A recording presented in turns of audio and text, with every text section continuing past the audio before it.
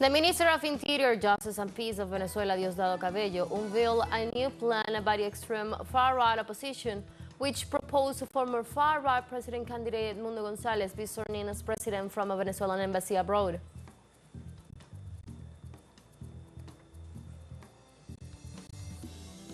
President Claudia Sheinbaum ratified her full support for migrants and instructed the diplomatic corps abroad to provide them with all necessary assistance.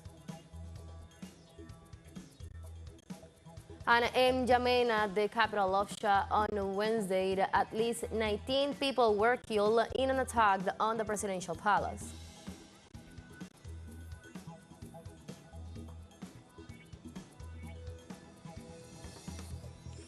Hello and welcome to From the South. I'm Ana Marrero from the teleSUR headquarters in Caracas, Venezuela. We'll be with the news. Stay with us.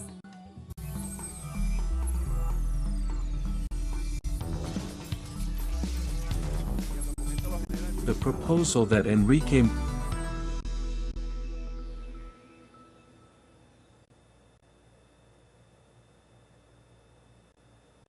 The Minister of Interior, Justice and Peace of Venezuela, Diosdado Cabello, unveiled on Wednesday a new plan by the extreme far-right opposition, which proposed former far-right presidential candidate Edmundo González be sworn in as president from a Venezuelan embassy abroad.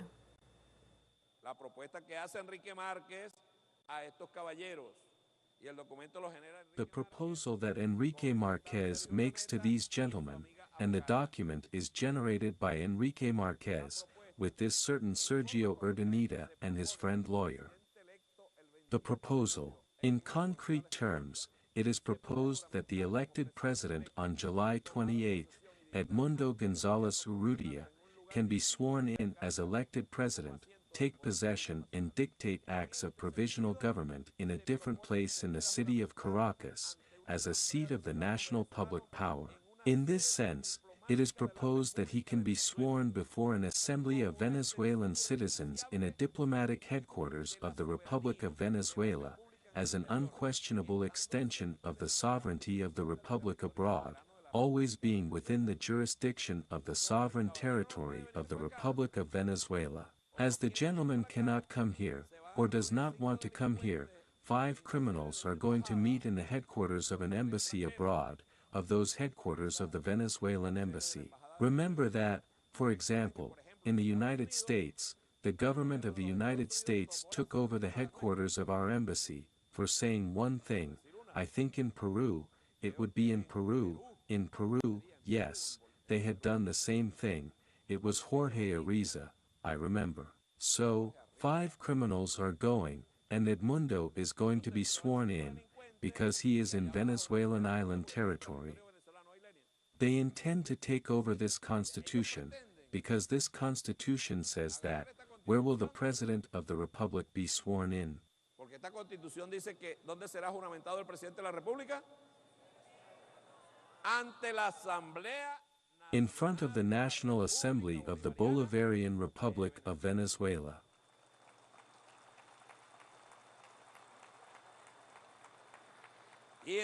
And then they come with an explanation, one that only my friends the lawyers here can make, to entangle everything, to say that it is possible, and the one in front of that is called Enrique Marquez, part of the coup d'état that they want to give in Venezuela.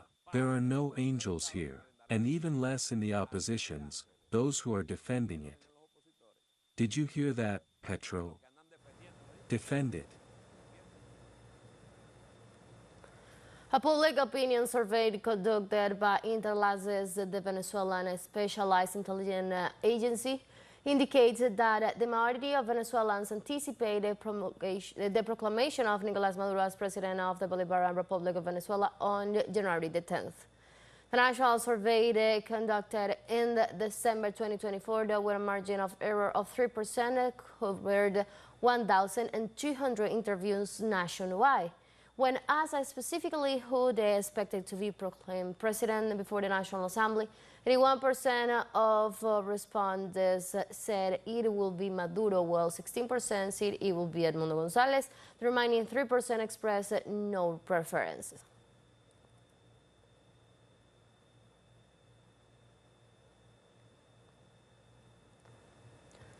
This Wednesday in Holguin, eastern Cuba, the authorities of the Revolutionary Armed Forces and the government party, together with the civil defense, assess the situation following the explosion of a military unit. Nearly 500 people have been evacuated in the town of Melones in the municipality of Rafael Freyer.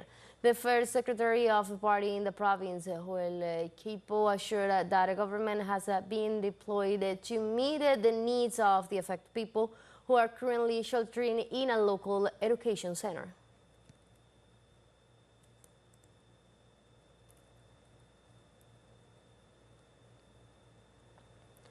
The President of the United States, Joseph Biden, has canceled his trip to Italy due to serious situation of fires that are threatening dozens of lives in California. The head of state had several meetings on his Italian agenda, including the one with Pope Francis to ask for a proclamation for world peace, as well as a meeting with Prime Minister Giorgia Meloni and President Sergio Mattarella. Upon his return from Los Angeles, where he had met with firefighters, police, and emergency personnel, his spokesman announced the cancellation of the trip, explaining that the president has taken this decision because he wanted to focus on the federal response in the coming days.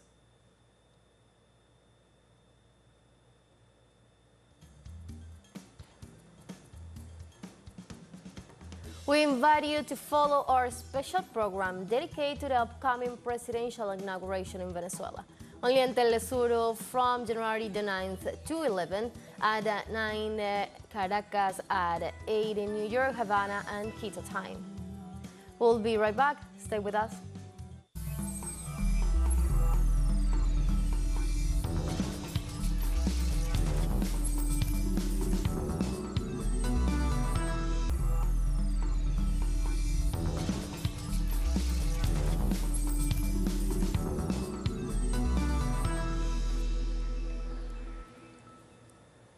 Welcome back to From the South.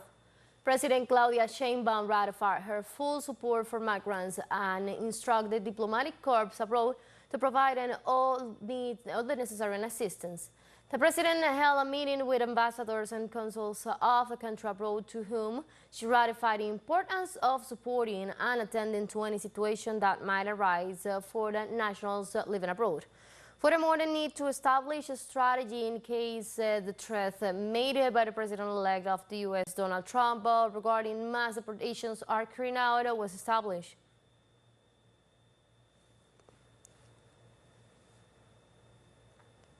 The government of Mexico reacted to statements made by the president-elect of the United States, Donald Trump, to the effect that he will change the name of the Gulf of Mexico to Gulf of America.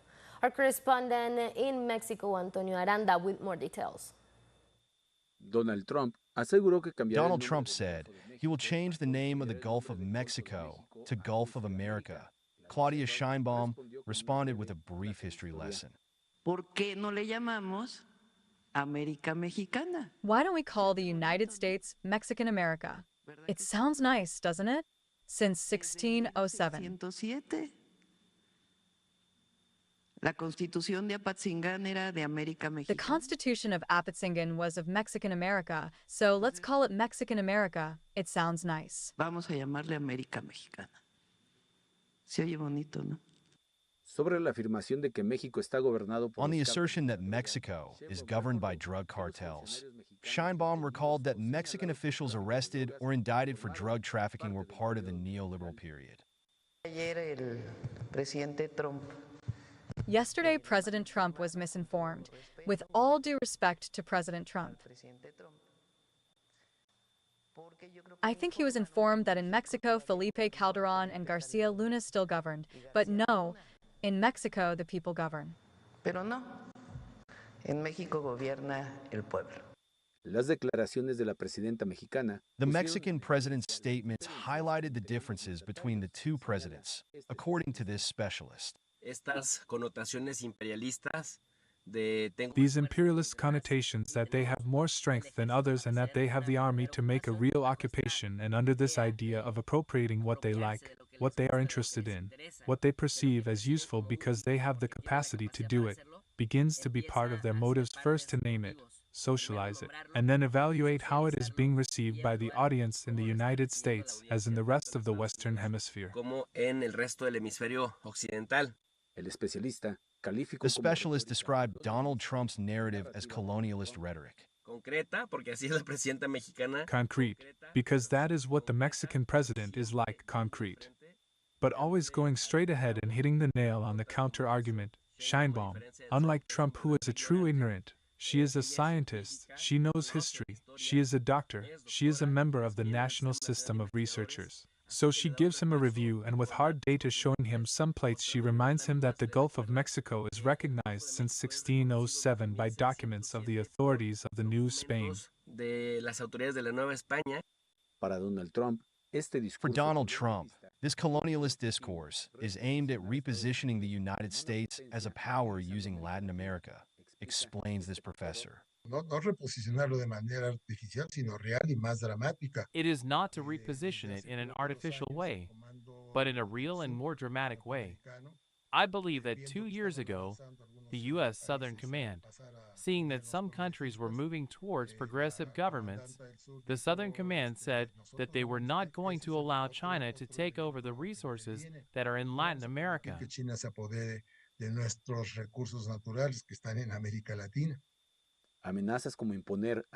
Threats such as imposing tariffs, increasing the border wall, or using military force against drug cartels will not make the Mexican government subordinate to that of the United States, said President Scheinbaum. Scheinbaum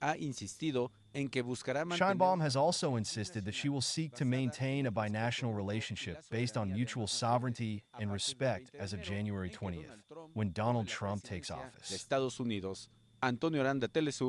Ciudad de México. Panamanian leaders of the National Union of Workers of Construction and Similar Industries, SUNTRAC, warned on Thursday that staff of Line 3 of the subways could turn to strike into General 1. The police repressed violently the picket line workers in violation of their rights to rally peacefully. Furthermore, the protesters claimed the government was not willing to reach an agreement with them.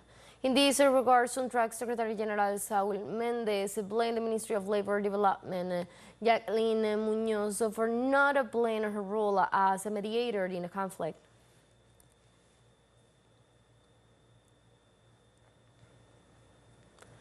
On Wednesday, the government of Argentina authorized the sale of shares of the steel company Industrias Metalúrgicas Pesce Carmona S.A. IMSA to the U.S. capital company Arca Energy. In a press release, the Secretariat of Commerce stated that the pre-adjudication of the company's shares nationalized in 2021 to the industrial acquisition fine at AFF consortiums, whose main partner is Arca Energy, was a recommendation of the Evaluation Committee for the bids for the sales of IMSA. The U.S. firm agreed to pay $27 million for the company's state-owned shares, in addition to taking over a debt of $576 million.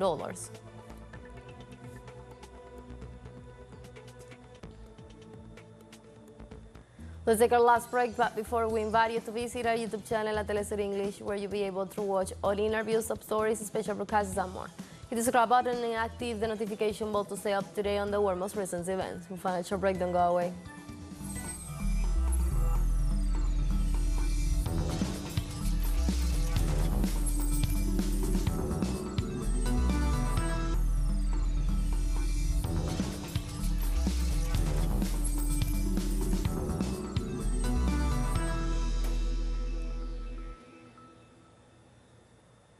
Welcome back. In N'Djamena, the capital of Chad, on Wednesday, at least 19 people were killed in an attack on a presidential palace. The attack is attributed to the terrorist group Boko Haram, which has been responsible for numerous atrocities in the region. The information was confirmed by Abderrahman Koulibaly, the foreign ministers and government spokespersons, during a statement to the international press, where he stated that the situation was under control. Of the group of 24 paramilitary who carried out the attack, 18 were confirmed dead and 6 were wounded. One of the presidential guards was killed in the attack.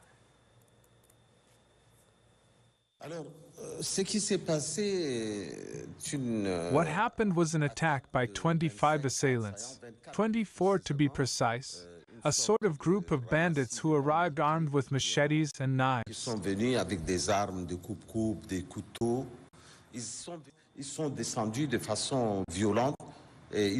They descended violently, stabbing the 4 guards who were present.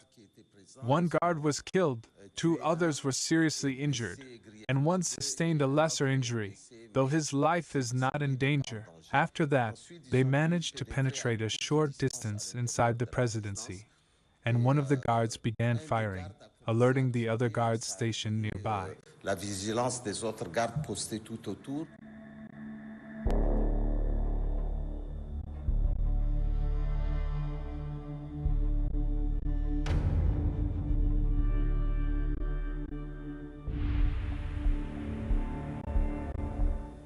Moving on, Gaza health authorities closed Wednesday statistics report 50 Palestinians killed by Israel.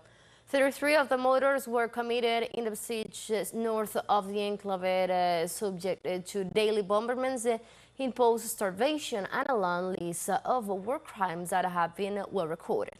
The medical report states that both the number of deaths and the number of wounded are mostly women and children.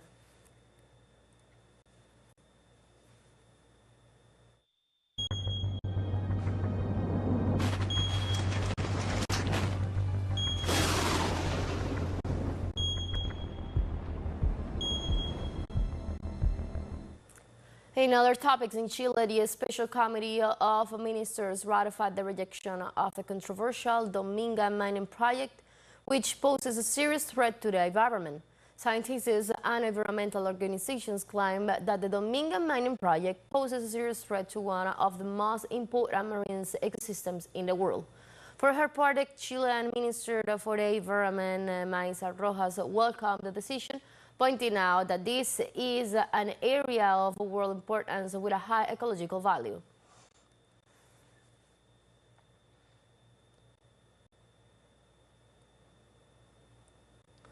In Bolivia, 16 people lost their lives in the last 2 months as a result of the rainy season, and more than 14,000 families were affected, according to the Civil Defense Report.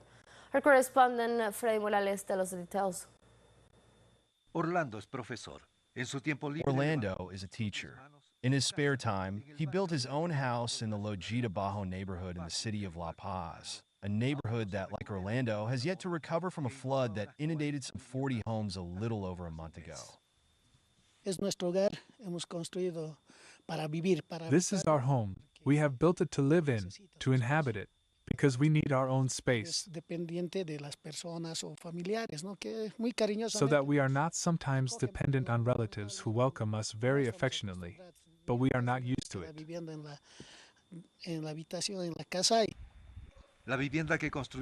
The house built by Orlando did not suffer structural damage, but others in the neighborhood were not as lucky and are now part of a dramatic statistic that began 2 months ago when the first rains fell. In total, there are 36 municipalities affected, 229 communities, 10,880 families affected, 5,133 families affected, a total of 16,013 families, 355 houses affected, 194 houses completely destroyed, and 16 people have lost their lives. These figures, when the rainy season is just beginning, because here the popular saying, January little, February crazy, is repeated, do not make a dent in the opposition majority in the Legislative Assembly, where more than $1.3 billion in international credits are sleeping. $200 million are for disaster prevention. It was earmarked for rehabilitation work in the municipality of La Paz, in the municipality of Calchaquay in Potosí, and in the municipality of Cobija. Unfortunately, This credit was not approved by the Assembly. This has obviously led the President to make the decision to provide us with up to 20 million Bolivian pesos to be able to undertake prevention and containment work.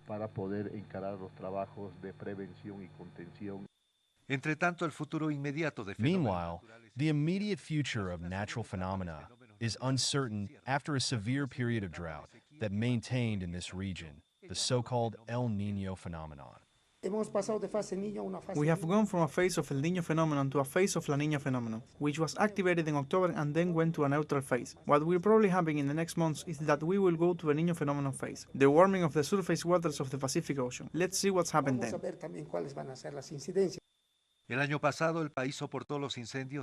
Last year, the country endured the largest fires ever recorded in its history, with some 10 million hectares razed by fire. The rainy season lasts until March, but these periods, due to climate change, are now variable and do not obey the calendar. Freddy Morales, teleSUR, Bolivia. We have come to the end of this news brief, but we will leave you with the winners of the reality show Factor M, Winners of the Sun for a campaign of President Nicolas Maduro. Remember that you can follow any information on our website at telesurenglish.net, and also join us on our socials on Facebook, X, and Instagram as well. For telesur English and from the South, Omar Marrero, thank you for watching.